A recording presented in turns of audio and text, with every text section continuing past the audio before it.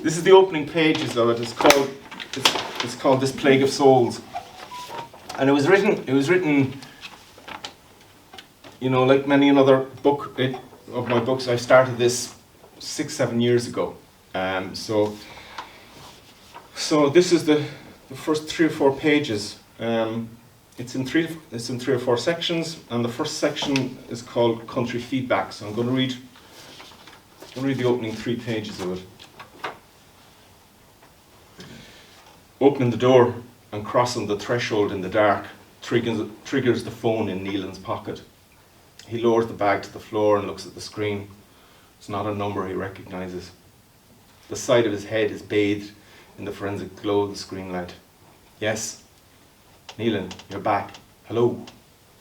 Welcome home. Who am I talking to? Only a friend would call at this hour. The voice on the other end is male and downbeat. It's not the sort you would choose to listen to in the dark. Neelan is aware of himself in 2 minds. There's the voice on the phone, drawn against his immediate instinct to orient himself in the dark hallway. He turns to stand with his back to the wall. You know who I am? Well, that's the least of what I know. What do you want? 2 paces to his left, Neelan spots a light switch. He reaches out with his spare hand and he throws it back, then throws it again. Nothing. Half his face remains shrouded in blue light. He opens the door and passes into what he senses is an open room. A low shadow reveals itself to a sweep of his hand as a table.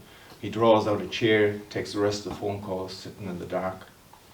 I thought I'd give you a call, the voice says. You have the wrong number. I don't think so. I'm going to hang up. There's no rush. Goodbye. We should meet up. No, not tonight. You're just in the door. You'll need rest. But in a day or so, when you're settled. We don't have anything to talk about. I wouldn't be so sure. I am. I doubt it. We'll talk again. One final thing. Yeah? Don't be sitting there in the dark. The main switch is over the back door. And with that, the phone goes dead. On this winter's night. A night like any other, a night with nothing remarkable about it except for this. With every minute that passes, there are limits and thresholds and redundancies coming to their proper fulfillment, strengthening their hold in the world at this moment, which moment by moment, there is nothing about this night or the darkness of this night to prevent it. After a quick scan through his phone, Neelan finds the torch app and he sweeps the room with the light at arm's length. To his left, there's a small room barely 6 feet wide with a fridge and a cooker. There's shelves along one wall. On one end, a solid door over which there's a junction box with a complex array of meters and fuses, and the main switch is at the end, but it's too high to reach, so he drags a chair from the table. He steps up and throws the switch. Light floods in from the hallway. Beyond this kitchenette is a living room. The table runs beneath a low curtained window. Opposite the table is a pink unit and a worktop with 3 cupboards overhead. Everything is flat packed melamine, dates from sometime in the 80s. Against the left-hand wall, there's a 3-seater couch over which hangs this picture of the Sacred Heart with an orange votive light glowing beneath. He reaches out, he flicks the switch. The walls of the room come up in a cool green glow against which the pine table seems warm and homely. There are 5 doors off the L-shaped hallway. First is a bathroom, a shower cubicle tucked behind the door, and a toilet beneath a small window which looks out the back of the house. Behind each of the other doors are 3 rooms of equal size with a double bed in each and built-in wardrobes. Pillows and duvets are stacked on the bed, but all the wardrobes are empty.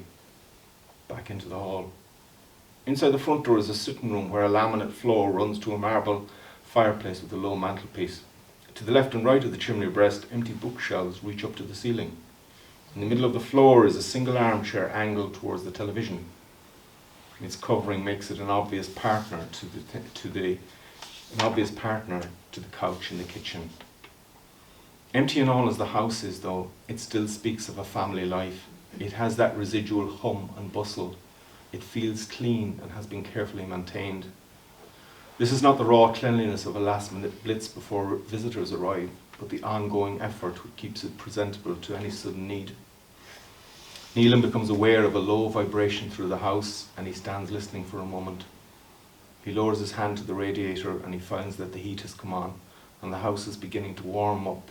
And while at this moment, even if it means nothing to Neelan, Less than a quarter of a mile away, the passport of a man he went to school with is lying in the bottom of a chest of drawers in his bedroom, and this passport will expire in less than 20 minutes from now when the clock turns midnight. Okay? Sinead, folks.